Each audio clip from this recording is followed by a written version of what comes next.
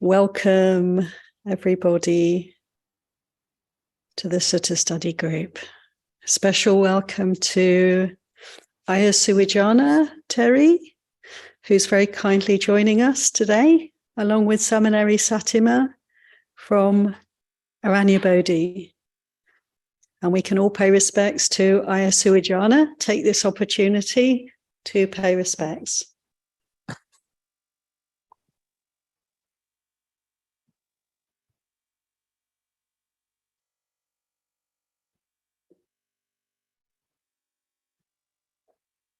Thank you so much for joining us, Aya. And I'm going to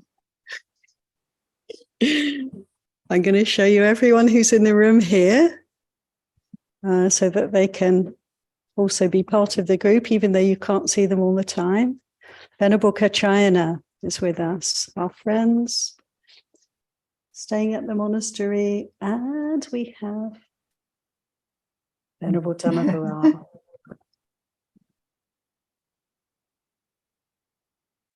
And big welcome to all of you out there on Zoom.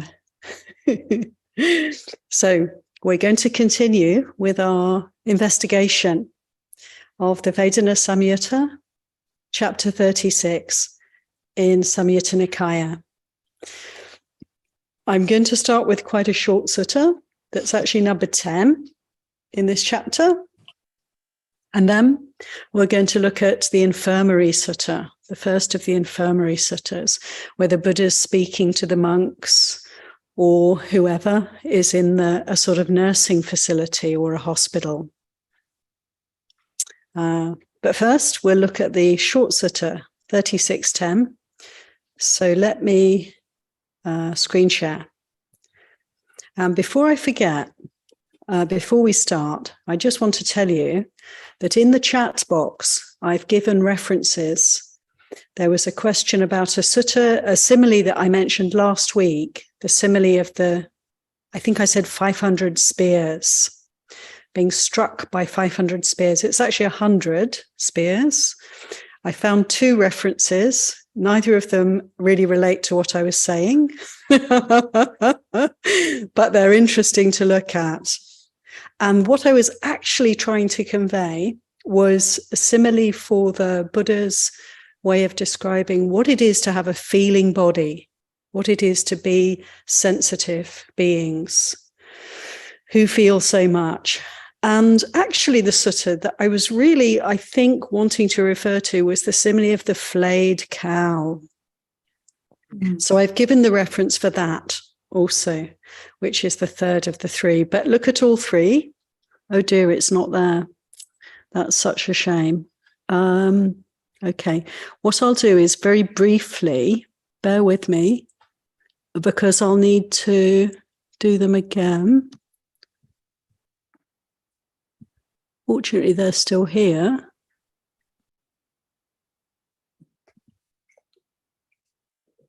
So I'm just going to repost these messages.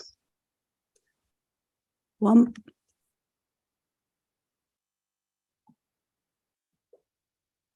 2. Are they coming through? Yes. Thank you, everyone. Okay, and the last one.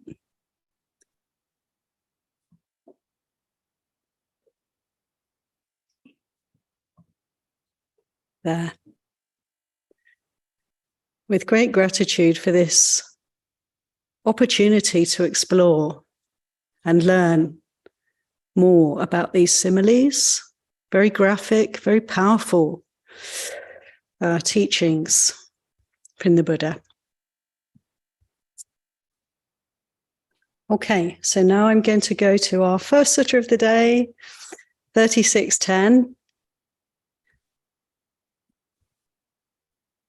From Samyutta Nikaya. Rooted in contact.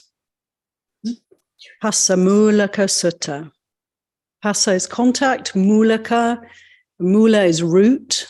Ka has the connotation of making something. Root making contact sutta is a literal translation. And for this sutta, we'll look at Bhante Sujato's translation.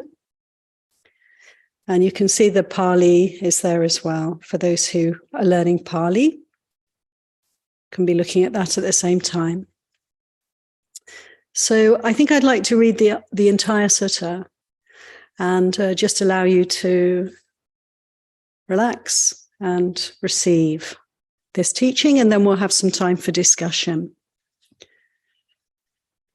So, rooted in contact, the Buddha speaking to a group. These three feelings are born, rooted, sourced, and conditioned by contact. What three? Pleasant, painful, and neutral feeling. Pleasant feeling arises dependent on a contact to be experienced as pleasant. With the cessation of that contact to be experienced as pleasant, the corresponding pleasant feeling ceases and stops. Painful feeling arises dependent on a contact to be experienced as painful. With the cessation of that contact to be experienced as painful, the corresponding painful feeling ceases and stops. Neutral feeling arises dependent on a contact to be experienced as neutral. With the cessation of that contact to be experienced as neutral, the corresponding neutral feeling ceases and stops. When you rub two sticks together, heat is generated and fire is produced. But when you part the sticks and lay them aside, any corresponding heat ceases and stops. In the same way, these three feelings are born and rooted, sourced, and conditioned by contact. The appropriate feeling arises dependent on the corresponding contact. When the corresponding contact ceases, the appropriate feeling ceases. Ewa. So there we have this beautiful, simple statement of truth from the Buddha, relating to the dependent origination, dependent co-arising teaching. What is the cause of feeling? The cause of feeling is contact. Can we see this process for what it is? Can we see that everything that's felt is due to contact? When contact arises, feeling arises, contact ceases, feeling ceases. That's what's happening. Can we experience that? Can we appreciate this truth and not embellish it in any way, and not hold on to it in any way, and not distort the reality of this with any extra suffering? Any comments, thoughts, reflections, questions? Yes, Ayasuwijana is going to, thank you, share with us. There's a contact at the five physical senses. And for instance, if I have a unpleasant odor, and then what happens later, maybe in the mind, then there's contact at the mind door, which might perpetuate the unpleasant, because there's this is what the mind does. There's a sutta about meditating. The Buddha's instructing Bhante Rahula to meditate like the earth, and if there's either pleasant or unpleasant context, then it won't invade the mind and remain. So this is what I've been actually thinking about, how if something is unpleasant, then the mind latches onto it, or pleasant. And neutral, we usually don't think about very much. But I think the mind is a big player in the suffering that's associated with the Vedana, because yeah, that's where the craving and aversion in response comes to play. So anyway, I've been thinking about the pleasant, unpleasant contact. And then when I watch my mind starting to proliferate around it and seeing how the suffering can ensue, then I know it's really time to let go.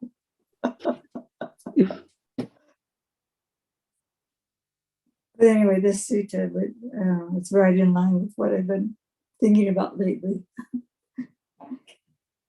Sadhu, sadhu, sadhu. Thank you so much, Aya. Thank you for bringing in, sharing with us what's happening in your practice. That's wonderful to hear. And also like the bringing in of the senses, the 6 senses, or the 5, and then the 6 would be the mind. So smelling, tasting, touching, seeing, hearing, and also thinking. All these different inputs we'll have, we can call contact, isn't it? And then from these contacts, these touches, we have the feelings arising. And to be able to observe this, to be able to see this, is to be able to be practicing mindfulness in every situation. Well, I notice myself, like when sitting in meditation, there's a lot of focusing in on feeling in the body. So it's coming straight to that place of feeling.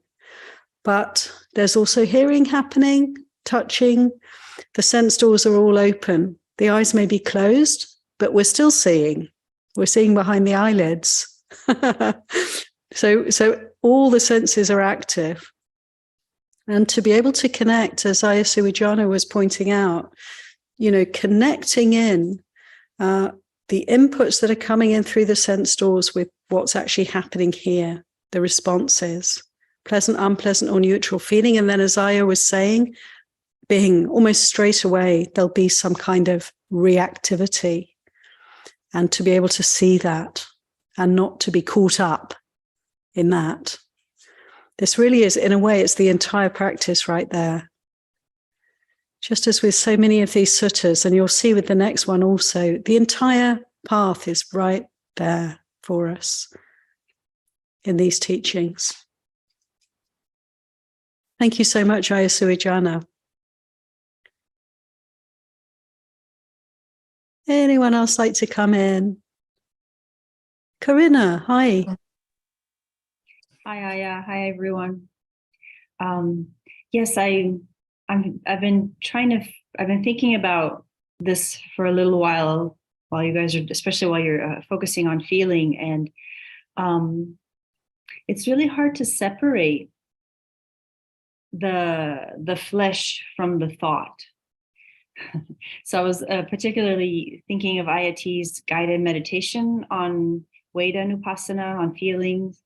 And she has this, is the pleasant feeling of the flesh, or is it not of the flesh?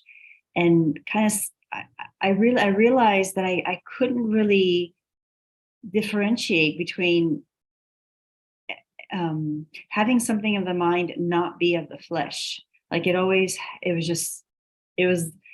maybe subtle, but it was always had a reflection in the flesh.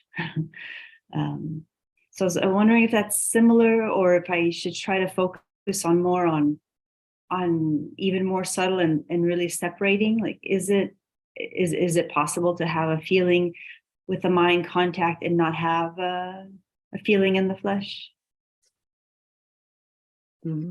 Thanks so much, Corinna. That's a good question. Yeah, I mean, how interesting. My sense is that probably sort of not on the whole, that, yeah, as you're observing, I would tend to agree that every thought, there will be some corresponding feeling in the body. While we're in touch with the body, while the mind is paying attention, we can see that. But there are states of mind where the mind is very one-pointed, very focused, yeah, in some, like in samadhi, Corinna, in the jhana, where there's a kind of stepping right away from the body so that there's no sense of body whatsoever. And in those cases, in those situations, you know, there can be mental phenomena arising and passing, but there's no physical kind of residue at that point in that way. But my sense is that it's very good for us to stay in touch with the body, to be focusing on feeling in the body, and to learn more and more about this relationship between what seems to be external and what seems to be internal, what's going on, or what's coming, the sense of coming in through the senses, and then this sense of almost receiving the impressions in the body.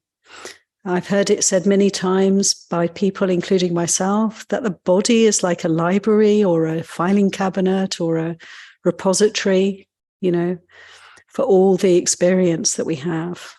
Cellular memory is talked about, and how we, you know, when we meditate, say on retreat, we can have a lot of past history kind of bubbling up into the mind, and a sense of it's all there. And that we can sort of clean out, we can, how to say, put to rest the past history, but that it is in some way there, it's in some way imprinted or recorded in the body. I think this is very interesting to explore, to investigate. So thank you for that. Is there anything you'd like to come back with on the topic? Yes, just similarly, it makes me think of stronger sense impressions, you know, in psychological lingo, like trauma, and how the contact is long gone, but it's still, you can still relive it. Yeah, and it's almost, it's hard, at least for me, to distinguish, you know, is it coming from the memory, the thought, the mind, or is it like words you've used, like, is it in my body memory, my cellular memory? So yeah, it's interesting how to unravel that. Yeah, it really is, Corinna. And, you know, coming back to this sutta, you know, where the Buddha's saying, maybe this is something we can bring in and contemplate here, because, you know, saying it's like two fire sticks, contact and feeling. And we can see that actually, they're two separate things. And we can separate them out. And when we see clearly and separate them out, which is what happens when we see them clearly, we see them for what they are, then it's like the heat cannot be made, the fire cannot burn. There's an extinguishing, or there's a cooling, there's a calming. And it's very interesting to see that in the light of, yes, that one could say, trauma is something very real for many people, and it is that sense of something stuck, something that's not shifting, something that's coming back again and again in its sort of fullness. So it's like a knot that's just stuck and can't dissolve, can't be let go of until it starts to be, until the sticks start to be separated out. And how does one work with trauma? Well, perhaps one way would be, and perhaps the best way is through mindfulness and just disentangling the knot. Very careful, cautious work, isn't it? And work to be done with great compassion, a lot of loving kindness. Because when people have these kinds of issues, it's so potent, isn't it? The reliving of experience can be very potent. And people talk about re-traumatizing. So it's like you've got the sticks rubbing together even more vigorously when you visit that place. And that is not helpful. So it's like, how do I approach this fire in such a way that I can not add to the conflagration, but I'm actually cooling it down through this gentle but very determined investigation of all the components, you know. I notice myself, Corinne, I don't know about you all, but like meditation seems to slow things down in some way. It's as if we can, you know, rewind and play on slow and see more clearly over time, to really tease out all the different aspects of a situation that's become stuck for us. Mindfulness seems to slow things down. It seems to calm things down. And it really is a very helpful simile to see how one thing is dependent on another. And if we can investigate one thing and kind of delineate it, then we're able to release, you know, all the other components can be freed up in that process. So I hope that makes sense, what I'm saying. And if there's anything you'd like to say, Corinna, to come back, please do. It does make sense. I'm taking a slightly different angle on it, but it's a similar idea of delineation. It's almost like the way I, like, for example, when I was little, I used to have strong claustrophobia, and then it was gone. And then I had a bicycle accident, and then I just would remember I used to be claustrophobic, and I would get claustrophobic then and there, regardless of what the space was like around me, which is terrible because there's nothing you can do. It's all in your mind. And one way to meditation or just self-awareness allowed me to sort of feel that it's real, but or it felt real, but have that distance or that observation to, it's almost like like when I'm not aware, I'm just an animal, I'm just reacting. But when I'm aware, I have an extra tool, which is it feels like it's happening and it's real, but I can tell myself it's not actually happening, I'm safe. And the trauma can start to digest and process itself and untangle, to use that word. So it's a different kind of delineation, just like to not be, not so reactive. Thank you so much, Corinna. It's beautiful to hear, isn't it, everyone, from our different experiences. It's like shining a light from just slightly different directions to really come to understand these processes. Big appreciation, Corinna. Yeah, anyone else like to come in? If any of the Venerables have anything to share on this area, most welcome. And anyone else who wants to speak at this point?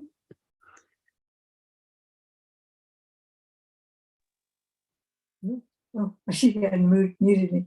I really appreciated what you said about separating the fire sticks and to really see, I think, and then with the trauma and then the kind of like, there's some kind of habitual patterns, like anxiety, what brings up anxiety, thought patterns, just to identify, oh, I'm experiencing anxiety, I'm experiencing fear, or it's hard with trauma because it's easier to you get lost in it. But if you see yourself at the edge and say, oh, I'm at the edge.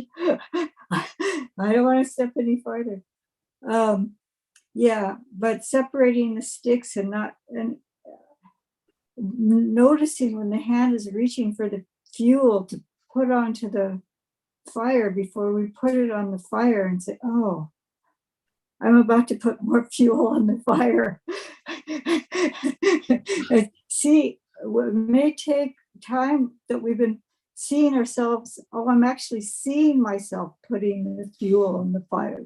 I see that happening. I see it. I'm putting more fuel. I see that. I see that. I see that. But eventually, I think we do start scattering all the fuel and the fire and doing what we can just to let it burn out. And we can't, if it's already burning, we can't stop it. We just have to let it burn out. But that's really beautiful to see those fire sticks clearly and see the fuel clearly and see the hand actually picking up the fuel. So that awareness is so important. So anyway, this is from my observations. Thank you. Thank you so much, Ayasuwijana. Wonderful to hear experiences. Ayasuwijana has been on long retreat in the forest, so this is really precious to hear from her. Thank you so much. Ananea, hello. Yes, the feeling in the body.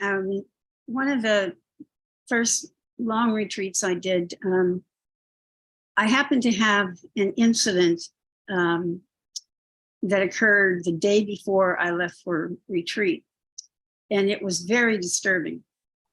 And but fortunately, I get into retreat, and I talked to the teacher, and metta practice was obviously a thing that would be very helpful at that time. But as I worked with that over the first week or so,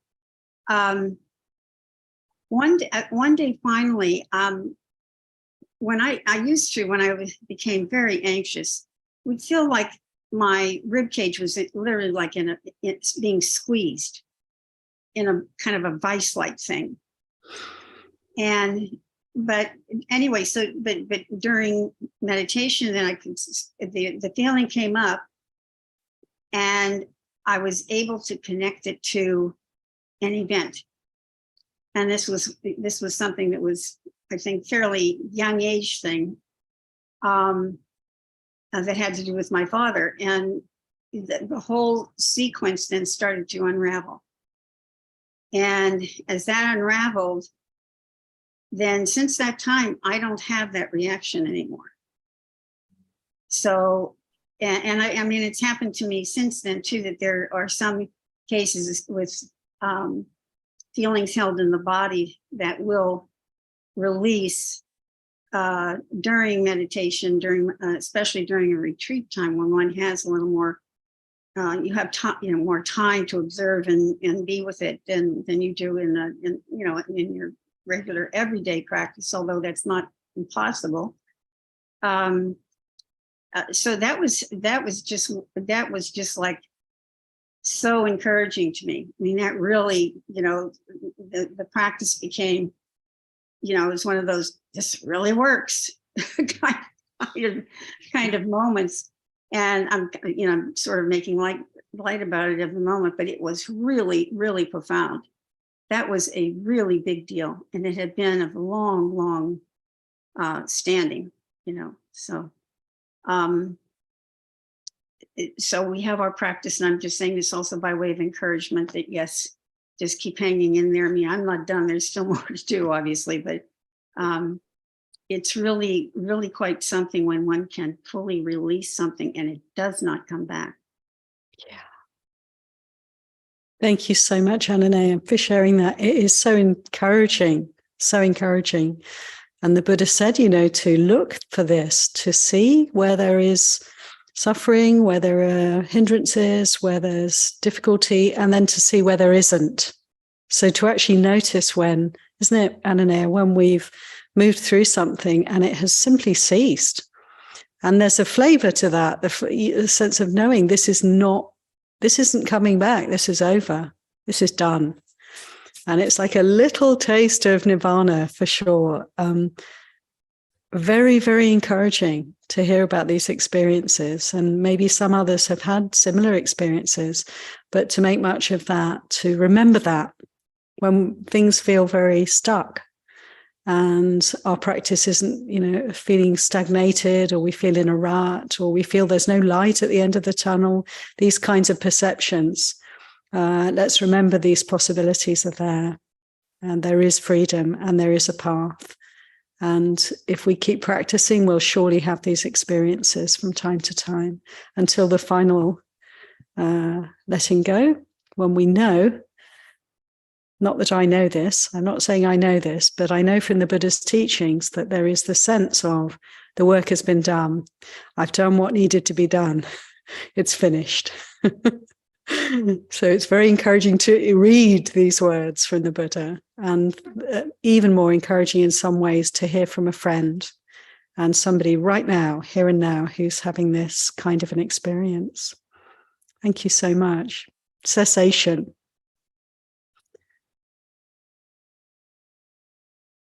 Samyutta. Hello. Hello. So I had a question around, the previous comment. So if it's a past trauma or past experience, you can still tell your mind, okay, you're just reacting to the memory object that's in your mind, not the actual thing.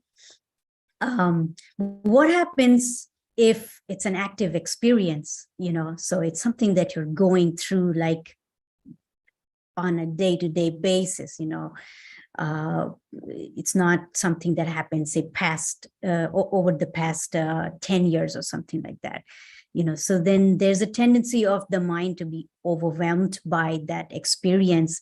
In fact, sometimes it's so overwhelming that you feel like saying, I need to focus on this right now, and the meditation takes the back seat, or maybe slowly, you end up giving it a very, very low priority. So how can you reorient yourself to get back to this being like the first priority? Yeah, thank you, Samyutta. Yeah, we can sometimes feel that, there's so much happening that's difficult, that's challenging. We can feel obstructed by that. And the sense of, I don't even have the time and space to stop and to really allow myself some time to process this. And the irony of this is that it's when life is particularly challenging, confusing, or overwhelming that the practice really can come into its own. So we have the opportunity to look at what's happening, just to step back to some extent from the experience. And I hear you. It can be a luxury for us to have time to practice. For some people, there's just not the time in the day. There's too much going on. But as Ajahn Chah said, Samyutta, he asked somebody, who said, I have no time for practice. There's so much to be done. There's so much happening. He said to them, do you have time to breathe? And of course, the answer is, well, yes, of course. We have to breathe to live. Can we allow for awareness of this body, this breath, in whatever situation we find ourselves in? We may not have time to sit and meditate. We may not have any space, really. Can we have a mindful breath? Can we feel our feet on the ground? Can we feel the belly?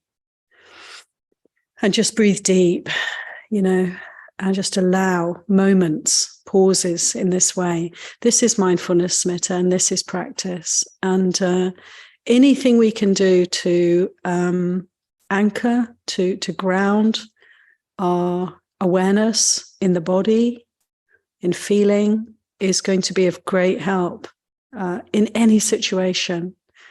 And it's doable. So I'd like to hear back from you, how that sits with you. So I have noticed that if I was to focus on work at that point of time, or some other activity, like singing, I can put my focus into another thing and build some space between the active experience of trauma or abuse or whatever you want to call it versus the work I need to do. So I can build that space, and then I can come back to it later, and I can deal with it. But the thing with meditation is that you are trying to focus on the mind, the very thing that is holding these thoughts.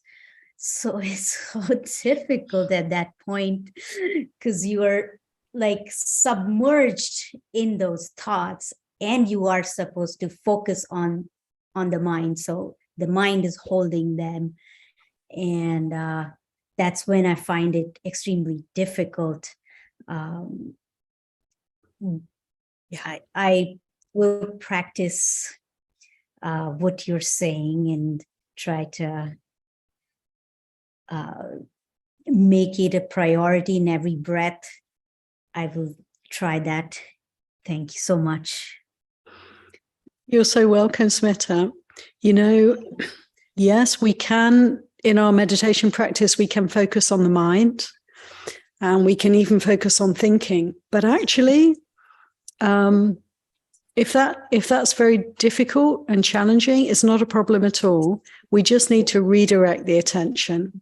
So it's like I say, we just need to. It can be very difficult to do this, but actually, if there's a lot of intensity in the mind, the state of mind, the thoughts are very pressured, it's very difficult to bear what's actually happening there for us, then it's helpful to just redirect the attention and allow the attention to rest, yes, as I was saying, in the body and feeling, because it's as if it's a bit like electricity. It's like it can be very damaging, very harmful, very dangerous.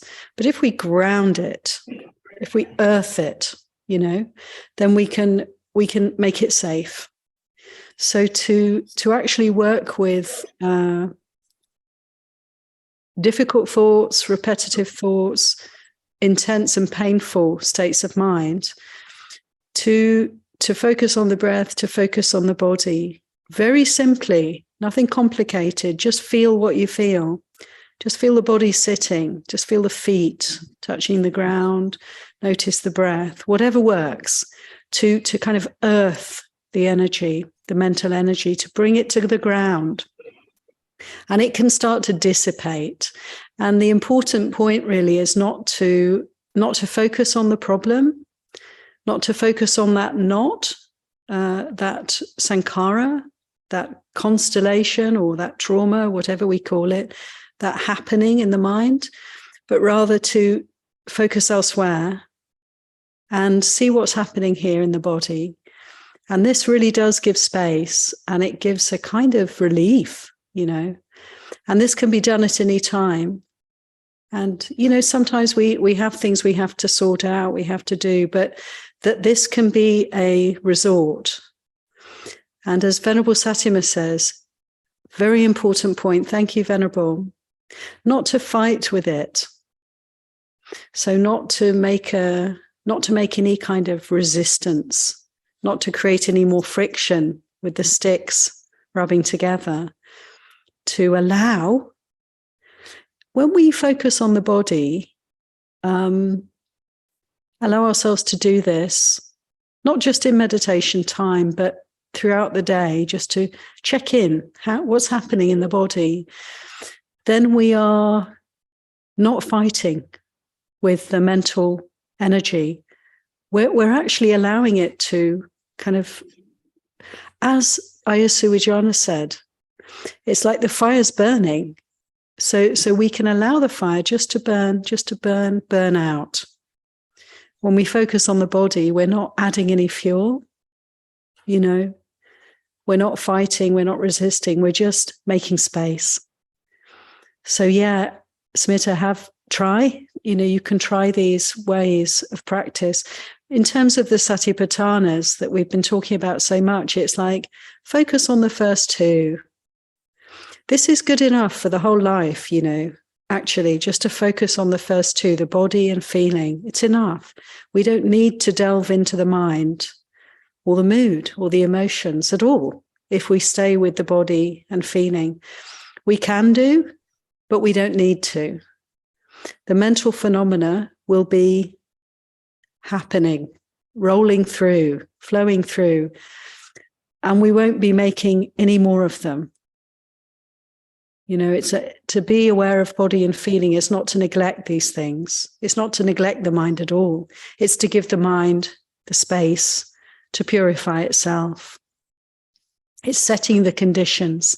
It's taking those two sticks and instead of rubbing them together, thinking it through, working it out, figuring, getting caught up in the tangle of thoughts and moods, we take those sticks, we just separate them out. Just see, there's causes and conditions, and I can just put them aside and just be aware. So I really wish you well with that, Samyutta, and do come back if there's anything you'd like to say. Thank you so much, everybody. You can report back to us, let us know how it goes, please. And Sure. Anybody else like to come in at this point? This very rich discussion. Yeah, we have a question in the room from Sitina. So I'm going to see if I can get the mic. Okay. Come over, that's wonderful. So here we have Sitina. Please go ahead. Hello, everyone. It's so nice being a part of Sunday Sutta. My question is on the Sutta. So I was taught that Vedanas is automatic, and I feel that this Sutta kind of bears that out. But I wanted to reflect with everybody on this, I guess, within the context of dependent origination.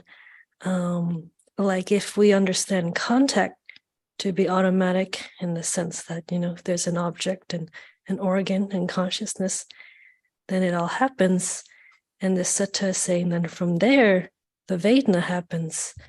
I guess my reflection on all of that is that, and then continuing on with the sticks analogy, is that it all kind of happens, the hands and the sticks and the rubbing, but instead of rubbing so much that a full fire is generated, it only rubs once and it dissipates, like the bubbles you had mentioned. So, so regarding contact, Vedana, and the automatic quality of them. Okay, thank you, Sitina. That's super helpful. That's so helpful. It is like that. Yeah, I can relate to what you're saying very much, that the sticks are there, the contact is there. We can't actually stop that until we're dead, until the body, but while we have a body, a form, there's going to be feeling, there's going to be contact. It's relentless, in fact, isn't it? It's happening all the time, and we can't make that stop. What is it we're stopping? We're stopping the adding to it. We're stopping the reactivity. But actually what we can observe is the sticks may be rubbing together. There is contact, there is feeling, and we can allow it to be just that. There may be a fire. Fires may come and go, but we're not adding to them. This simile is rich, isn't it? We can consider it from many angles and just let it percolate through the system and inform us. I really appreciate your comments there. Thank you, Sitina. I'm sure we all do. Yes, please. Ayasujana Seminary Satima. I was just wanting to continue with a little bit with Smita's, and then the other people were coming in, so I'm a little bit lagged here. But there's something at the mind door. If the mind door is like it's rubbing its own sticks together, and it perpetuates it, and it's like the verbal formation is very strongly activated. And for me, sometimes to substitute one thing for another, and Smita talked about singing. But I do internal like chanting, either like chanting the Vandana, some of the Pali praises for the Triple Gem, or Metta Bhavana, something. And that's actually cooling for me, it cools the fire down, because it's not my mental processes that are all rubbing and bumping against each other. It's a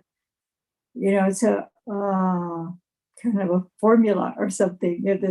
These phrases, the meta phrases, or reflecting on the qualities of the Buddha, something like that, has a very calming effect. So I think we can actually actively calm the fires if we have over reactivity in the mind by substituting with it, using the verbal formation, but intentionally.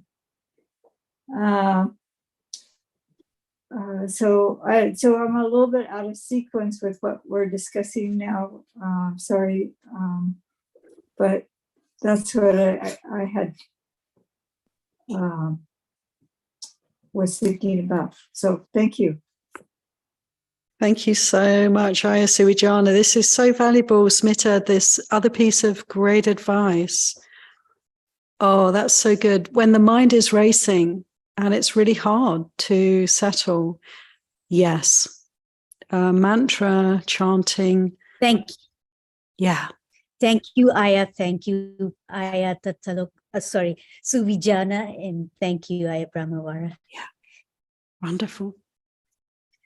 Sharanya. Thank you, Aya, for all that you do. But today's discussion just brought to mind what I've been struggling with this past week. So a neighbor had agreed to take my daughter out for spring break, and then the last minute she changed her mind. And so there was just a lot of agitation and burning in my stomach. And I tried so hard to try to bring everything that I'm learning through the Sutta study to deal with it. And what I noticed was it was such a process, right? So I would notice this upset in the stomach, the burning in the stomach, and then there would be the story that I was making about it, about her and me. There was this I and how we'd been wronged. And then I'd jump out of the story because I'd see the story.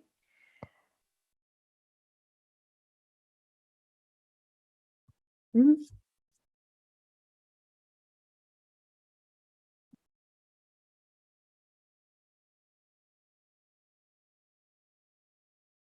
Shariah, it seems you got muted. Yeah, we got something fell out or off. Sorry.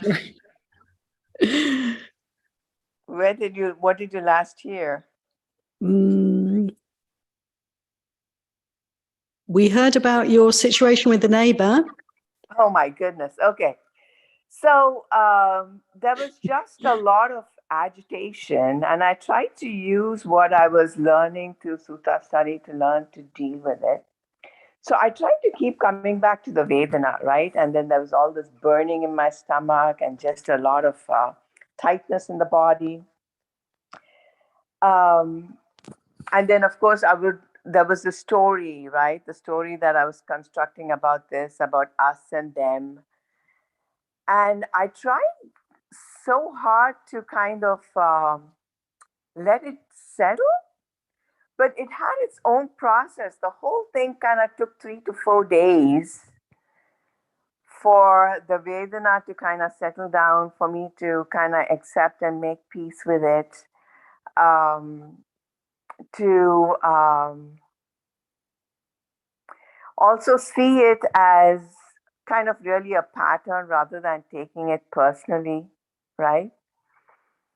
So my question is, it just seems like this is a process, and this process, as much as we try to, because I was aware of the whole time about the unwholesome feelings, the unwholesome thoughts, trying to kind of make it wholesome, but it had a life of its own.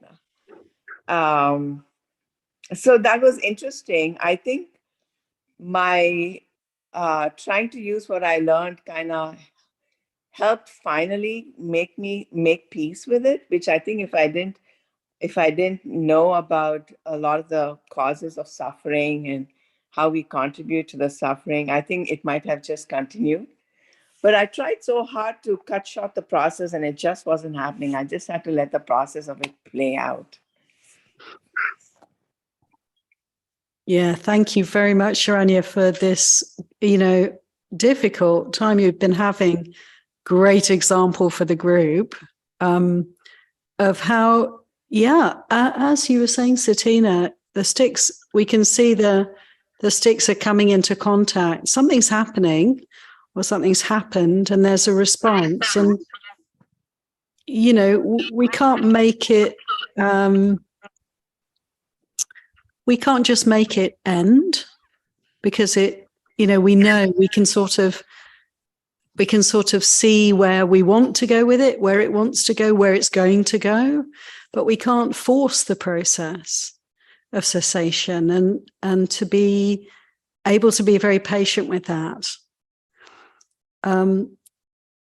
I do consider, as you're speaking, Sharanya, you said, it took about 4 days for this to really calm down, begin to calm. And, one thing I reflect on myself, if I'm angry, say, is let's see how long it lasts. And to note that, it may well be that because of the practice, because of the mindfulness, because of the willingness to really feel what's going on and examine and investigate what's going on, it may have lasted 2 weeks, but actually it's lasted 4 days. It may be that there is actually some, acceleration of this process through mindfulness.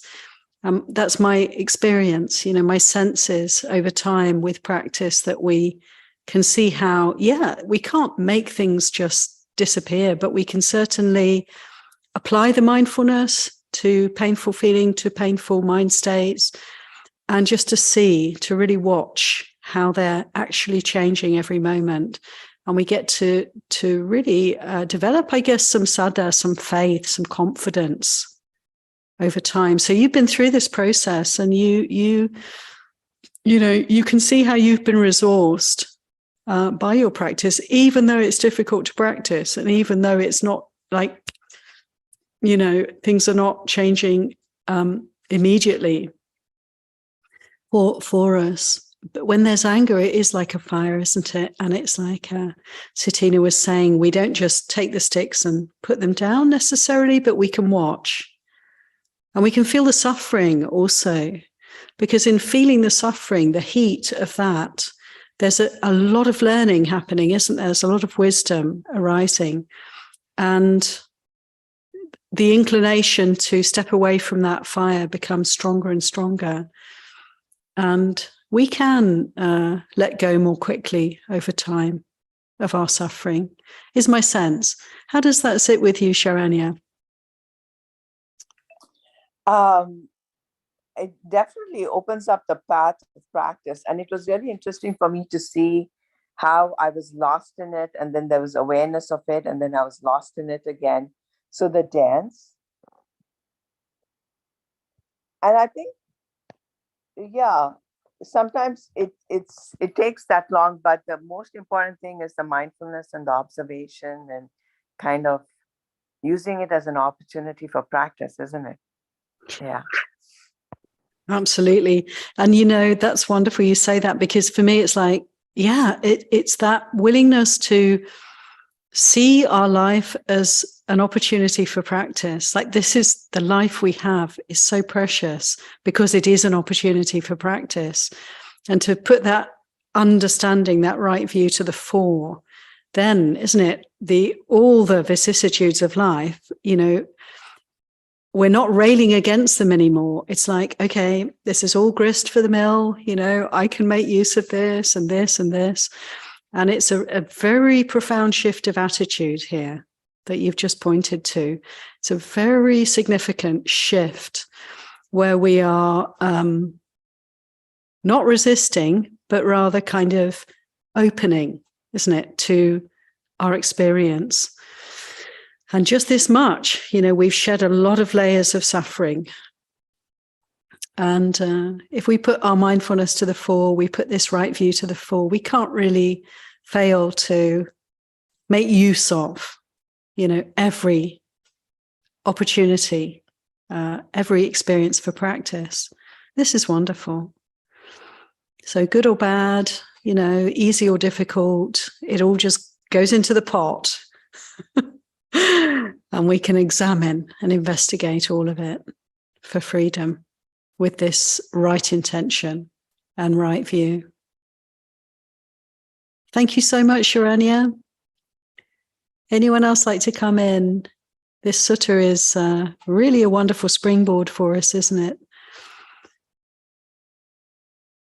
The fire sticks, the friction between contact and feeling, and how to minimize, how to not add any fuel to this natural process. Ananaya.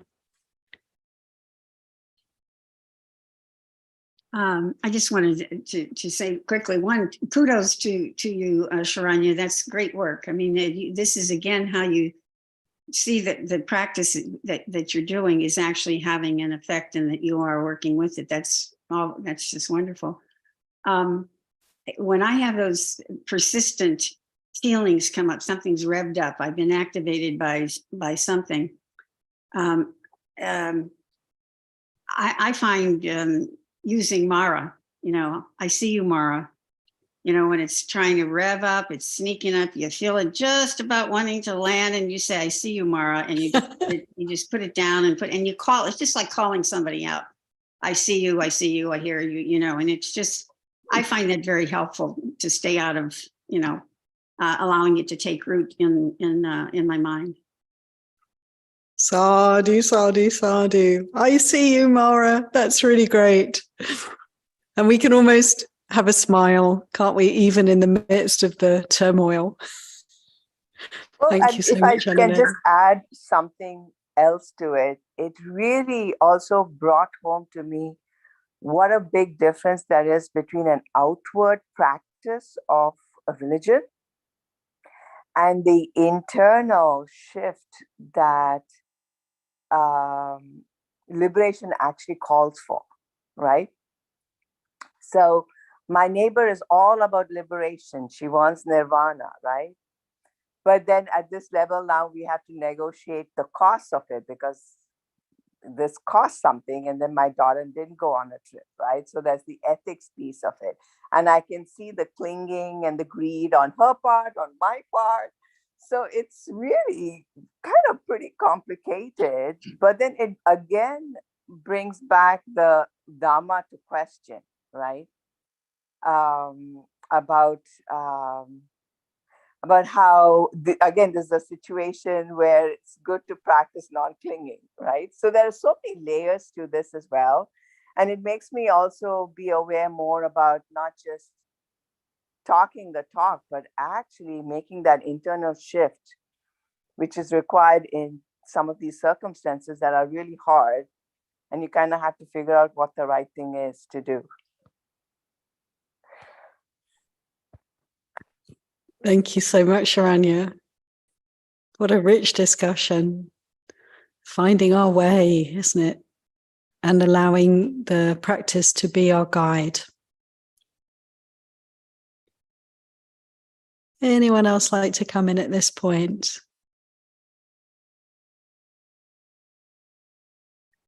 Okay.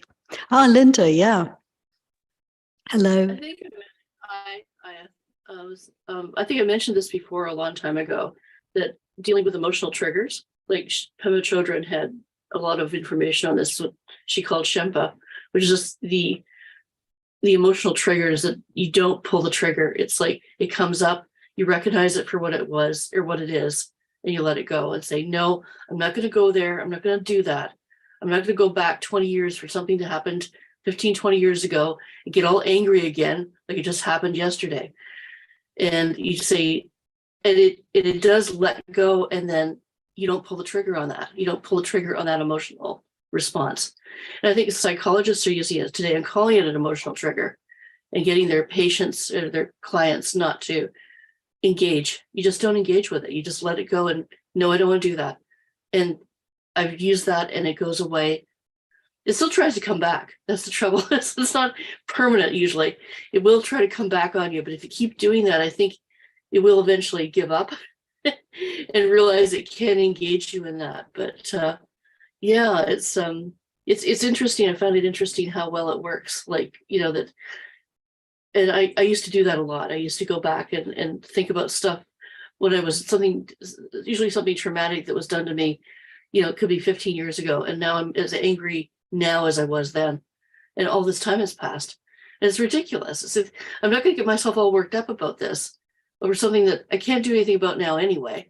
It's too far in the past, and just let it go, you know.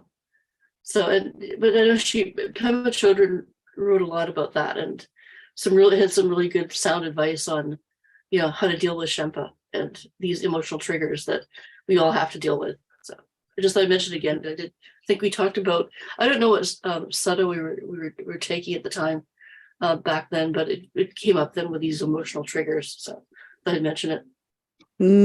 Thanks so much, Linda. It's worth mentioning these things again and again, just to see, isn't it, the trigger, to be able to be aware of it, number one, isn't it, to see that that's what's actually happening.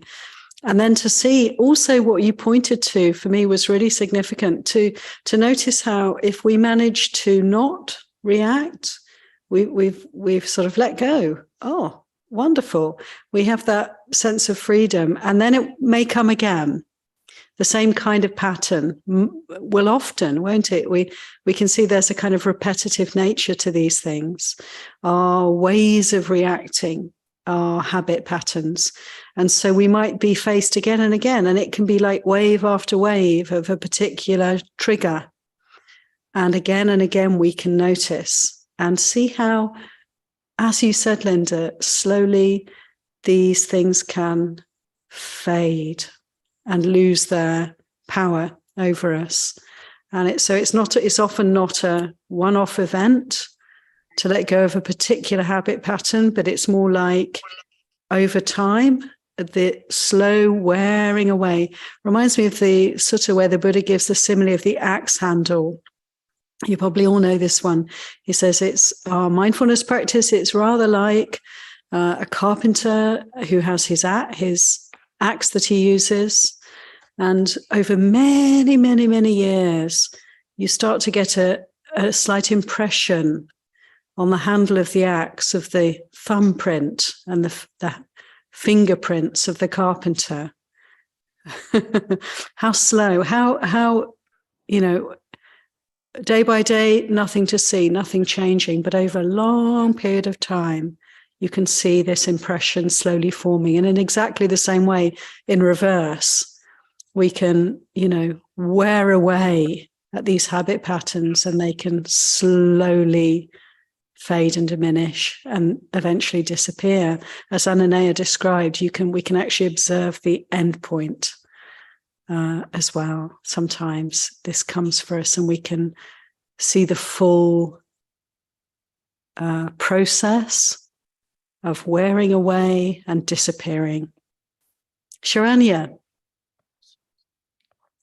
So this reminds me of one of the stories in the sutta about a woman who lost her daughter and went to the Buddha, and the Buddha asked her, you had a daughter named this asha for like 80 lifetimes. Which of these daughters are you grieving for? The one right now, this lifetime, or one from the past, or all of the lifetimes, right? So I was watching on YouTube a past life regression called Who Am I? Very nicely done. And in the regression, these people were really feeling the distress from their stories. And it reminded me of the sutta about how we can hold on to it and cry about something that might have happened many lifetimes ago, but it's the same principle when you're crying about something that happened in the past, right? So how far to the past do you go? And then when you think about it, it seems so ridiculous that you'd cry about something that you had experienced in another body in another century. But if you bring that same logic to this life as well, it feels also like, oh, we're making this far more important than it needs to be. Yeah, thank you, Sharanya. The sense of perspective, isn't it? The Buddha said we've cried an ocean of tears over those that we've lost, over many, many countless lifetimes. An ocean of tears. We have, our bones have filled the cemeteries.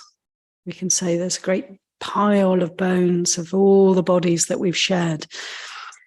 And my sense is that as we develop our practice, it's like we connect with this because we can see, just as Linda was saying, the triggers. It's just like the same old things over and over again. We get hooked on.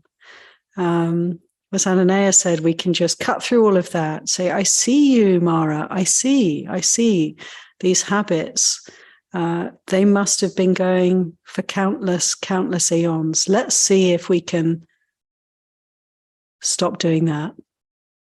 And we can. And it is something really amazing, isn't it, that we have this opportunity, we have this practice, and we know what's needed to allow all of this to come to rest.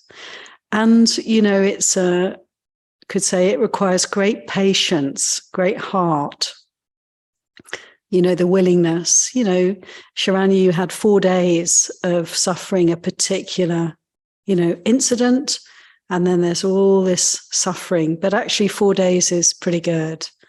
It may not be over completely, but you mentioned that it started to feel less intense, and just to recognize that, great patience is required in our practice to just bear with these habits that are so deep rooted in some ways, some circumstances, and to respect that. And not expect things to fall away, but to know that actually every moment that we're observing the playing out of these habits, they are falling away. Goenkaji, my teacher, would talk about mountain sankharas, but even a mountain, you can, if you pick up a pebble every moment, another pebble, then you put it aside, another fire stick, putting it aside, then eventually, even mountains will be removed, dissipated. It will cease to exist. So it's really good to see this in a way. Thank you, Linda, for the bigger picture, and great reference there to Pema Chodron. Different tradition, Tibetan tradition, same Dhamma. Wonderful teacher. So thank you for that, Linda.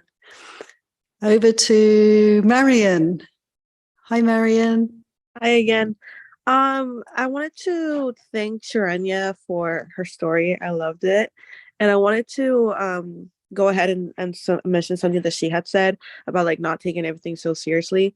Like I completely agree with that. Like when I like think about stuff and I take it very seriously and I just can't get rid of it or I can't like let it go, I always say like, is this gonna be important tomorrow? Is this gonna ruin my day tomorrow? Or is it just right now? And a lot of that, when we think like that, you have to breathe. And so when you guys were talking about like breathing and like like you said, sometimes you can't meditate because you're overwhelmed or you don't have the time. Just feeling your body on the ground, grounding, sitting on the floor, like that actually helps. So I just wanted to mention that, and I really liked what she shared. Yeah. Thank you so much, Marianne. Yes, that's a really good reflection that's so helpful to consider. I'm in the middle of something so intense at this point, but let's consider in even a day, even 5 years, 10 years time, what will this situation feel like then? How will it look then? That's so helpful. Just that little shift of attention and that kind reminder to ourselves. Sadhu. I wonder if I can invite, if Aya Suwijana may have any reflections at this point. No pressure, Aya, just a gentle inquiry. Oh, the conversation's been very rich, and just with Vedana, one thing is to just for the Firesticks is to just see the contact and see the arising. I went through a period of time where I would just say something like pleasant Vedana, unpleasant Vedana. I do that too, like unpleasant Vedana at the nose door, pleasant Vedana at the ear door. And then the mind door. So just observing it is really helpful. If you make it just your practice for a period of time, then the mind starts to move more towards equanimity, because there's that observation, or the mindfulness is catching it at a certain point. And especially because there's contact constantly, one thing after another thing after another thing. But when we latch on a particular contact, I latch on to the odor that's unpleasant to me. And then there's this whole proliferation around it. But if I just say unpleasant odor or unpleasant sound, and then I think we're also talking about time, like the amount of time that I had the contact compared to the amount of time I inflict myself with mental suffering, because why?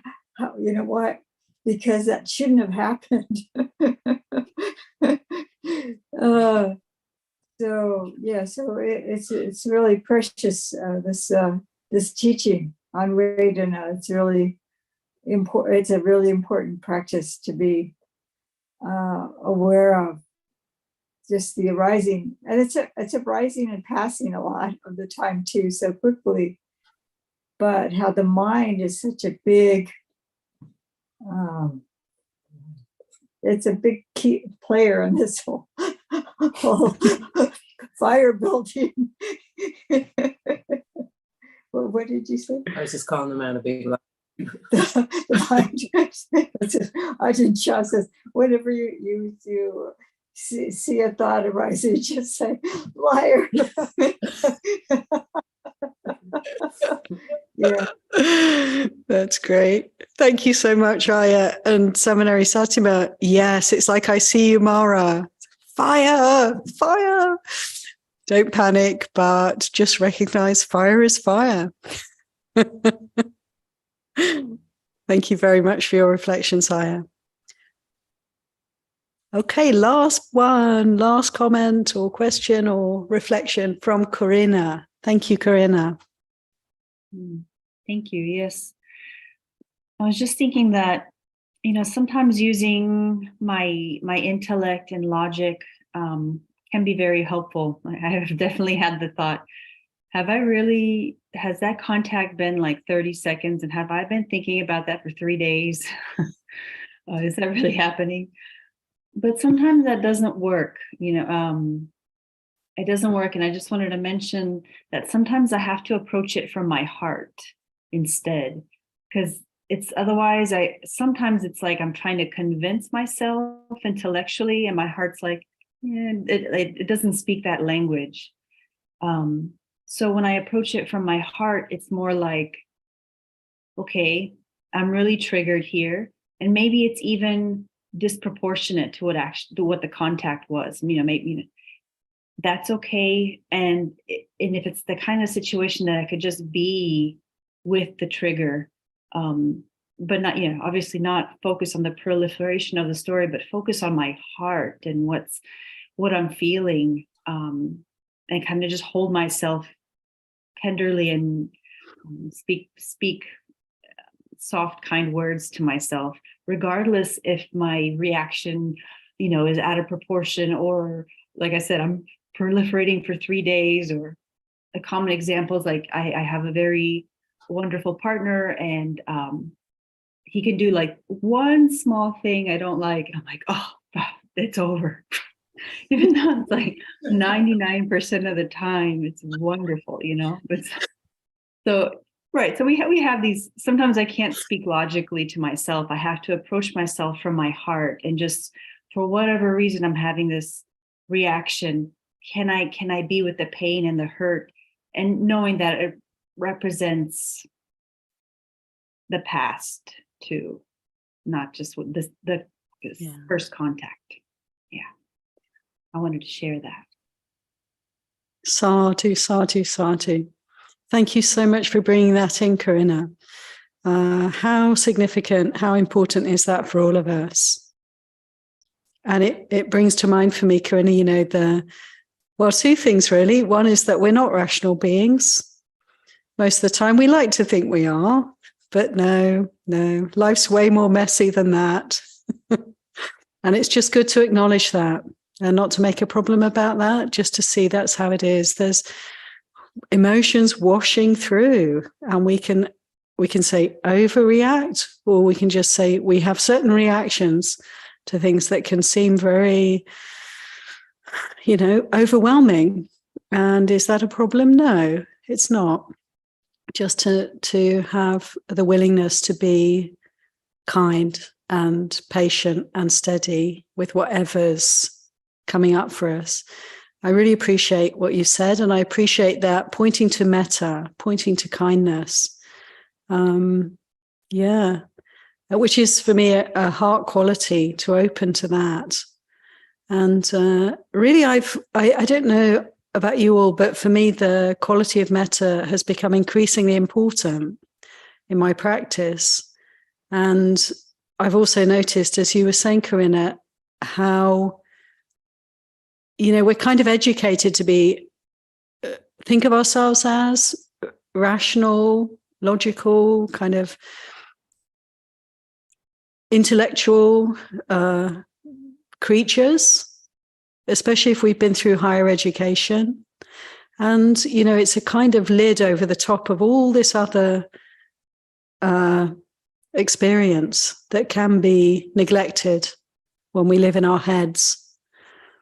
And it's just such a good reminder to recognize and not make a problem about the kind of, in a way, more messy, less predictable, less controlled aspects of our experience and our reactions to things.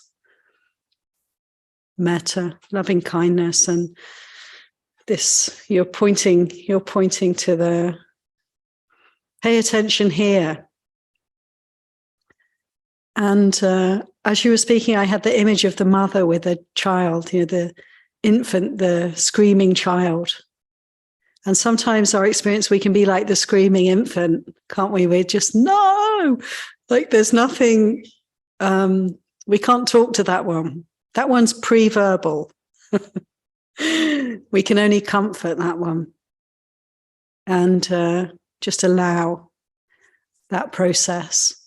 So big appreciation, Corinna, for bringing the heart in, especially here at the end for us, to take that away and to remember to open to all of our experience and to have a sense of care and kindness. Thank you. Well, dear friends, we've come to the end of the Sutta group. It always amazes me. I just love that I pick a Sutta. I think, oh, we'll do that one in about 10 minutes and then we'll move on to the next one. And this is the way my mind works. And it's just such a joy to recognize that, no, there's so much in every teaching from the Lord Buddha that we have. We can really glean together and use these teachings as a way of relating to our own experience and to hear from one another, to share as a Sangha. It's so, so valuable. So huge appreciation for today. And I'd like us all to take this opportunity. We can pay respects to Ayya Suwijana. Big gratitude for being with us today, Ayya. 3 bows together. So May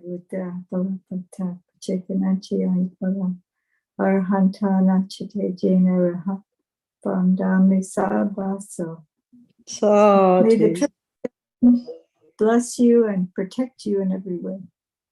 And we should pay respects to the Lord Buddha. thank you, Ayya. Let's do that. To conclude, let's pay homage to the Triple Gem. Find a Buddha or bowing to the Buddha in our hearts. And we have the shrine here. Arahant Sama Sambuddha Bhagava Buddham Bhagavantang Abhivademi. Swakato Bhagavata Dhammo Dhamma Namasami.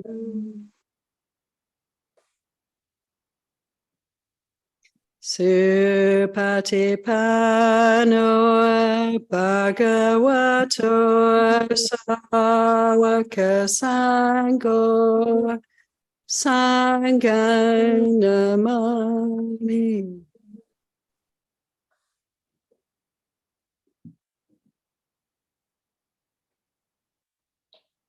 Thank you, everyone. Take care. Thank Thank you so Ayya. much. Thank you. Thank you for the opportunity. Thank you. Bye.